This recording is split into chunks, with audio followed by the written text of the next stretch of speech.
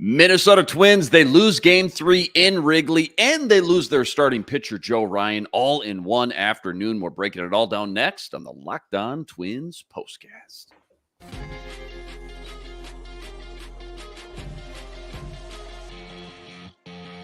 You are Locked On Twins postcast, part of Locked On Minnesota on the Locked On Podcast Network. Your team every day.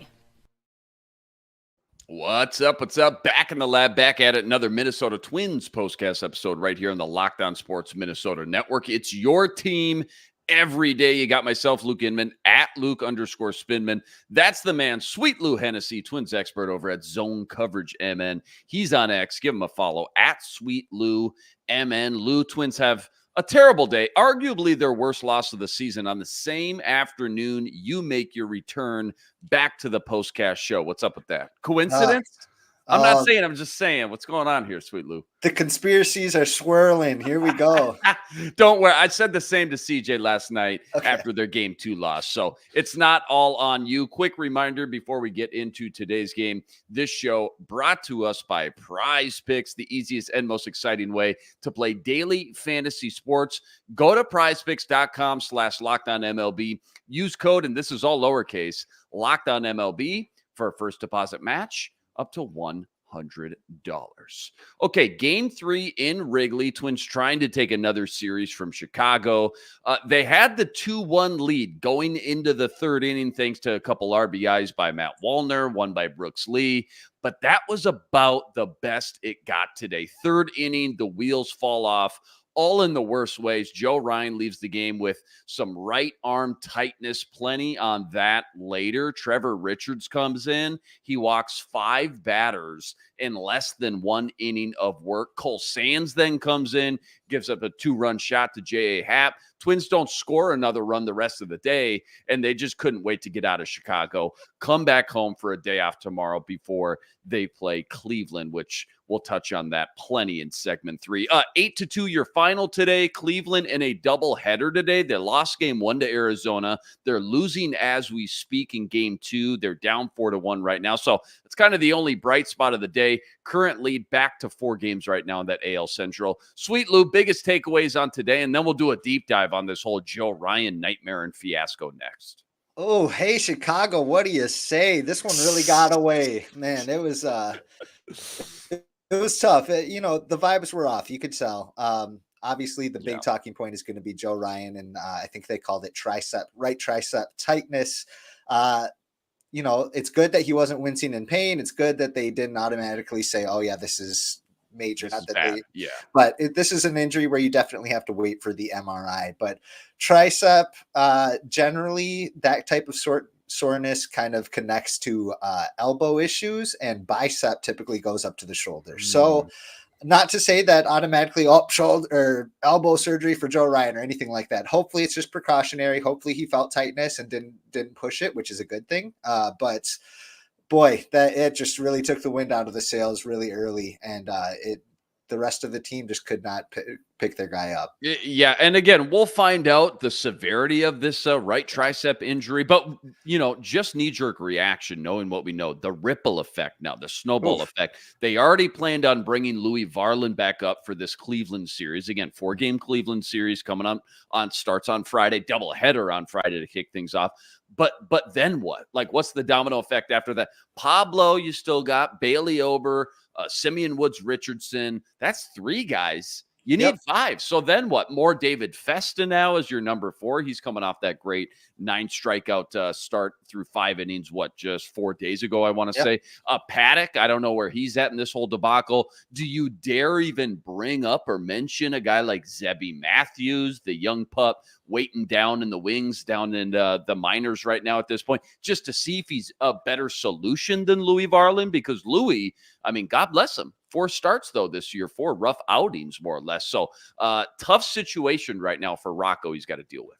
No doubt, no doubt. Like I said, knock on wood. Hopefully, Joe Yeah. Ryan can make another return here, and we can get some good news out of this Mhm. development. But you're definitely going to see a lot more David Festa, and I think he's earned that. He's been showing some really big steps, some really good growth over the last few starts that he's had.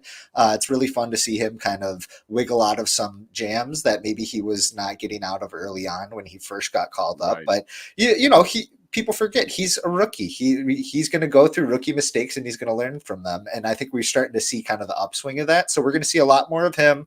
Louis Varland has looked absolutely stellar at AAA for his last 5 or so rounds through the rotation. We will gladly take that. We'll see if some of that carries over, and if he needs to keep making starts. That would be huge, that they haven't moved him to the bullpen quite yet, because I think a lot of people have been kind of anticipating that move back into a relief role, seeing as how it went so well last year. He was absolutely bones for their bullpen.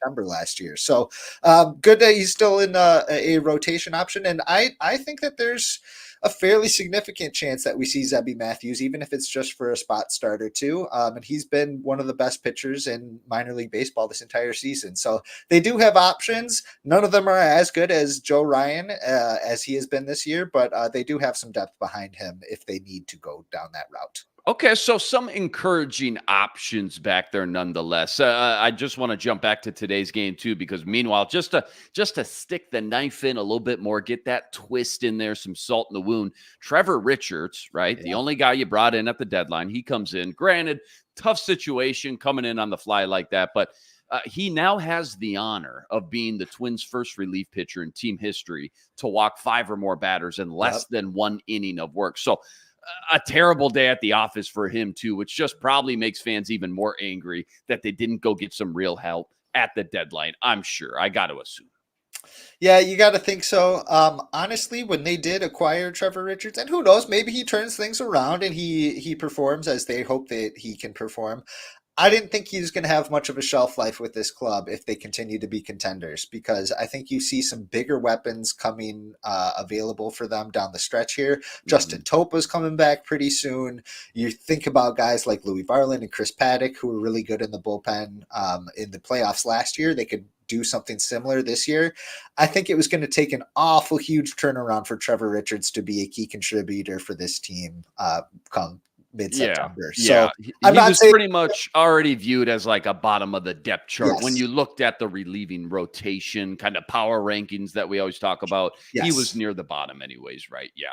I got a funny stat up here. Per Aaron Gleeman from The Athletic via Twitter, Twins starters have allowed the 3rd most home runs in the league. Twins relievers have allowed the 3rd fewest home runs in the league. What do you make of that stat? What does that stat tell us, if anything at all? I have no idea. Well, yeah, the long ball has definitely been a key factor for this rotation, especially guys like Pablo when he was really struggling. And even just last night when he didn't have, not his worst start, but not his best start. And the big cookie was that fastball middle that he left there. And we've seen that all too often. So it's a matter of execution, and it's something that they really need to tighten up as the season keeps rolling along here. One more goofy stat here. Matt Wallner got hit today again. That means this team, they're on pace for 111 hit by pitches this season, which would be one shy of the Mets record of 112 set in 2022. I mean, as long as they're not getting hurt, I guess you'll take the free base, I guess is how you think, but still not sure that's a record I'd love to see, knowing your guys are getting beat up over the long run, right? Yeah. What they called Matt Wallner last year, like cement hands or something like that. Because, yeah, that's right. Hey, as long as there aren't any cracks in that cement there, that concrete, then I think we're good. But yeah, you don't love to see it by any means, especially a guy like Willie Castro. There ain't a ton of padding on that guy, Via Dan Hayes MLB at Dan Hayes MLB up on Twitter. Cement bones. He said, "Hey, Cement Bones, glad he's wearing that elbow guard right now." Speaking of the young guns, I brought this up. I think it was just last night with CJ. Speaking of the young guns, kind of having the strong nucleus, this young core to build around with what David Festa's done now and what Simeon Woods Richardson has done pretty much all year. Up on ESPN, I'm sure you took a peek at this by now. Twins ranked number 4 in the best farm systems in the MLB. 4th best farm system in the MLB, which, I said this the other night. Hey, I get it. Doesn't always equate to success, but man, it's a great tool. It's a great starting point. You got 3 studs sitting down there right now: Walker Jenkins, Rodriguez, etc. Then a huge kind of pool of risers, I guess, the last few months of this season. Talked about Zebby Matthews, Luke Keyshaw, the second baseman, another strong class, right? Another good draft class this year. Culpepper from TCU, Kyle DeBarge, couple shortstops. Plus Connor Prelup, it mentions in there, second rounder from 2 years ago. Don't forget about him. Sweet Lou, though, 4th best farm system in the bigs. Is that kind of where you had them pegged at, knowing how much some of these other young guys have kind of been developing behind the scenes this year? Yeah, I think coming into this season, I probably had them closer to maybe 10, top 10, but yeah, they were 9 the back at end. Preseason. Yeah, that's about right. Yeah. Back end top 10. And like you said, they've just had a handful of risers, and those are the prospects that become super intriguing. Not just as in the Twins organization, but also as, capital for trades. Teams aren't always just looking at the Walker Jenkins, the Emmanuel Rodriguez, because obviously that's going to take a massive return. But I'm positive that they were talking to other teams, and other teams were asking about guys like Keyshaw, guys like Zebby Matthews, guys who started out in kind of maybe 10, 12, 14th ranked prospect in the Twins organization coming into the season, but have been so dynamite that they've just shot up to, the number 4, number 6 prospect. And those are the guys that teams really come asking about. Because that's kind of like the Austin Martin situation, how they got Austin Martin, right? Yeah. Austin Martin was a kind of bigger name, and then kind of cooled off a little bit, but still, in that 5 to 10 range with the Blue Jays at the time when they got him. Yeah. Sure. Yeah, absolutely. So yeah, it's a testament to their player development, and it's a testament to the players themselves for performing. And it's certainly welcome, especially after it felt like a couple kind of lost seasons during the pandemic there, when whether that was because the 2020 season for the minor leagues was just completely wiped off the books, or just guys getting interrupted in their development and stuff like that. So we're kind of starting to see what they were trying to build before it got all knocked down Jenga style. I kind of put CJ on the spot. I think this was last night. We were talking about this farm system and the rankings and everything. I kind of put him on the spot. I'm like, okay, it feels like they almost have too much talent now with all this young talent they already have this year, and just some cornerstones on the team, the Royce Lewises, the Carlos Correas, the Brooks Lees, Buxtons, all those guys. He mentioned Max Kepler when I kind of put him on the spot, was a guy that would probably not be around for too much longer. He's a free agent, obviously, next year. Fans, I think, had kind of a tough time seeing a guy like Jorge Polanco, who was kind of a staple here for so many years. Is there another guy, though, in the mix outside of Kepler that you could see maybe the Twins are almost just forced from just a body count situation? If a lot of these, even half of these young guys end up developing the way they're hoping and progressing, kind of hit their ceiling the next year or two, maybe another face that Twins fans have become, so used to and comfortable with, maybe isn't around the next year or two as well. That's a tough one. I think Kepler is a good answer for that. There's a chance that he comes back. I think he's played his way out of the qualifying offer, unless he has just a really good 2 months here. I think that they're not going to be comfortable offering him a $20 million contract coming into next year. But other guys in that scenario, not quite as high up there, but you're talking about guys like Caleb Thielbar, who have been with the club for upwards of a decade here. I think that his time is kind of circling the drain here, barring something unexpected. But there's not a whole lot of holes to fill after this season. You're not seeing anything that major. Yeah, and I guess the only bad news, and again, I mentioned this last night, Twins are number 4, but Cleveland, Detroit, Chicago ranks 6, 7, 8. KC is way down on the list, like mid-20s, but Cleveland, Detroit, Chicago, pretty much nipping at their heels. This could turn into an NFC North situation with all this young and up-and-coming farm systems we got cooking in the AL Central right now, right? No doubt, no doubt. It's more than just a linear trajectory for some of these prospects, because you think Yeah. about the White Sox had the best farm system for probably 4 or 5 years in the late 2010s, in the late teens there, and we've seen what happened to them. They've completely cratered, and none of those guys are in the organization anymore except for Robert. So anything can happen. It's going to take a good player development program and a good staff, and luckily, it looks like the Twins have that for right now, and we'll see what happens.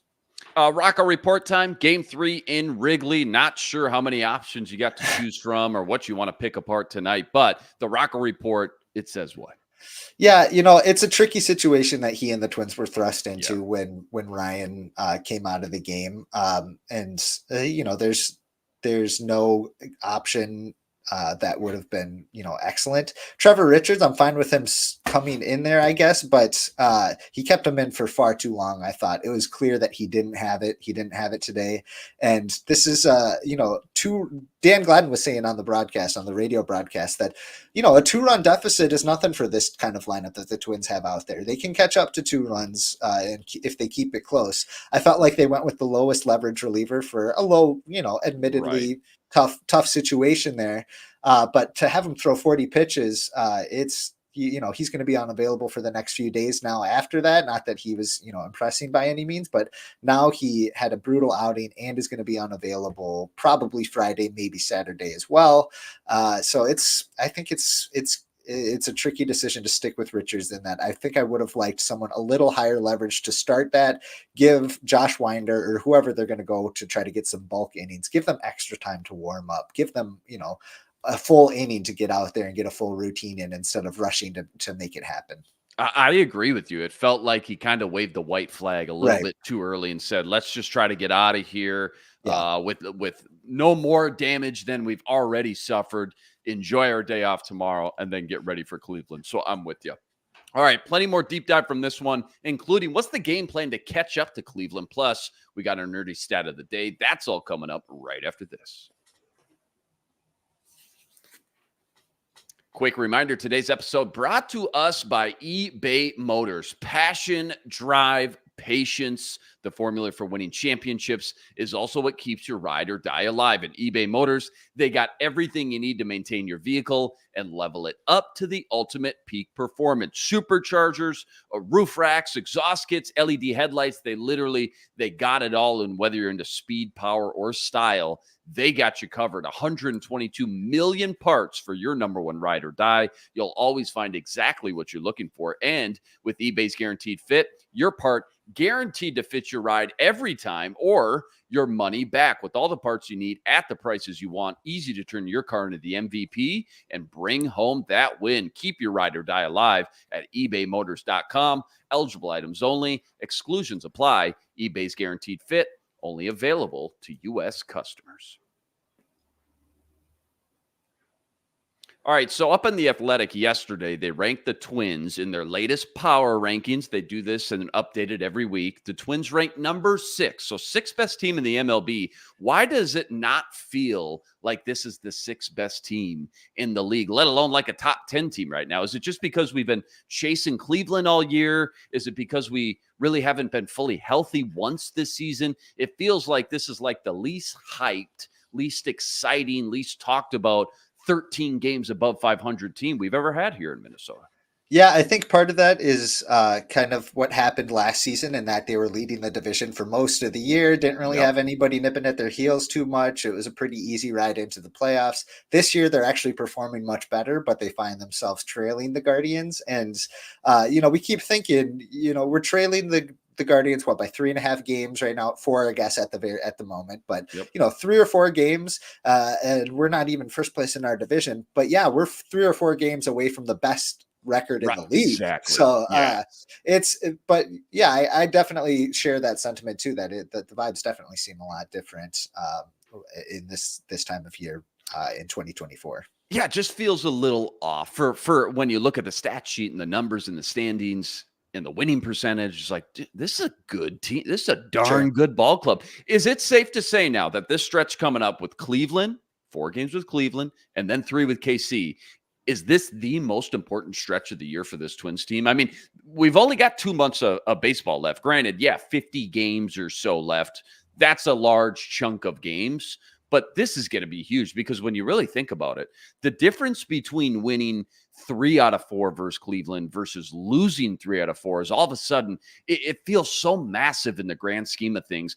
Obviously, it doesn't mathematically take them out of the division race or anything like that. But man, it sure feels like all of a sudden, if you lose 3 out of 4, you're kind of just playing for a wild card spot after that. And plus, the difference between, home field advantage, if you can catch up to Cleveland, versus starting out on the road in the playoffs, that's a massive swing too. So 4 with Cleveland, 3 with KC, these next 7 games on a scale of like 1 to 10. How important is this stretch? Because for me right now, just sitting here, it feels like a 9.6, to be totally honest. Sure. And I think that's fair. I think all of these series against our division foes, I would rank all of them probably somewhere around 7.5, 8, but they're more important in that the Twins over these next 7 games can't bottom out. You know what I mean? I'm not saying they have to win both series in commanding fashion or anything like that, but they can't go 1-6. They can't go 2-5. They need to make it competitive. They need to stay right where they're at or start, gaining some ground, because Cleveland's they're in a weak spot right now, just like the Twins. Their rotation is starting to get pretty banged up too. So now's the time to pounce, especially after they had a doubleheader today. Both teams have an off day tomorrow, but hit them where it counts on Friday. All right, nerdy stat of the daytime. Any crazy stat or fun analytic, Twins related, of course? What do you got today? Lay it on. I was going to bring up Trevor Richards being the first Twins relief pitcher to walk 5 in an inning, the first pitcher total since your guy PJ Walters in 2013. That's my guy. Yeah, everybody knows that. That's my guy. But yeah. Since we already brought that up, I prepped this one before getting the Joe Ryan news, but opponents are hitting just 205 against Joe Ryan when he faces them for the first time in a lineup. And that's third best among qualified starting pitchers since the start of the 22 season. So it's not just a small sample size anymore. Joe Ryan started the opening day for the Twins in 2022 that year. And since then, he's been one of the best pitchers first time through the lineup. And you can kind of see what they were thinking when they gave him that start in Houston and only let him go an inning or two. They let him go one time through the lineup because they knew that he's super effective then. And then guys start catching up to that wacky fastball that he throws. So I think he's starting to make some tweaks with it, and hopefully he can extend that success into the second and hopefully third time through the order going forward. Yeah, that's a fantastic nerdy stat there, and just proves the point, drives it home even more. This is going to be a crucial, critical, crushing loss if they lose Joe Ryan for anything more than a couple starts. But we'll see how all that shakes out later on. Don't go anywhere. Got to preview this monster 4-game series with Cleveland on deck. That's starting Friday, and that's all coming up right after this. Quick reminder, today's episode also brought to us by Prize Picks. Prize Picks, America's #1 fantasy sports app with more than 3 million members to date. And for me and my money, I just swear by it. It's by far the easiest and most exciting way to get in on all the action while you watch your favorite sports and you watch your favorite players. So simple. All you got to do, you pick more or you pick less on 2 or more player stats, and you watch the winnings roll in. Baseball season, obviously in full swing. So whether it's strikeouts, RBIs, home runs, you name it, they got it. Take your pick on more or less and add them to your Prize Picks entry today. Plus, they now offer Apple Pay for quick and easy deposits into your account all season long. Download the Prize Picks app today. Use code, and this is all lowercase, Locked On MLB for a first deposit match up to $100. Okay, much needed day off tomorrow, as you said. Then this huge series with Cleveland starts Friday with the doubleheader. Bailey Ober on the mound for game 1. It's been a while since we've seen these two teams kind of square off. So I guess what's just the matchup look like on paper? Who's kind of got the edge where, and how do the Twins and, Rocco kind of want to attack this ball club? Yeah, even with the banged up version of this rotation, I think the Twins still have the upper hand there. The Guardians still have a couple enticing guys. Gavin Williams is a young pitcher that throws a lot of, can get a lot of strikeouts. I'm curious to see what we see from Alex Cobb, who they acquired at the trade deadline, and he didn't make a start before that trade. So I'm curious to see what they have there. And then it's the key item is going to be keeping the ball in the ballpark for the Twins. We know that the Guardians lineup always seem to have guys that can get on base. The Twins need to find a way to be able to strand them without allowing the long ball and getting the big hit against them. Good stuff, man. A much needed day off for everybody tomorrow. Again, Twins drop game 3 in Chicago in Wrigley today. Joe Ryan on the shelf. We'll find out more as the days continue. Monster 4 games coming up with Cleveland, starting again with that doubleheader Friday. First pitch, game 1, 1:10 p.m. Game 2, first pitch, 7:10 p.m. We do not have a starter penciled in for game 2 yet. Is that correct?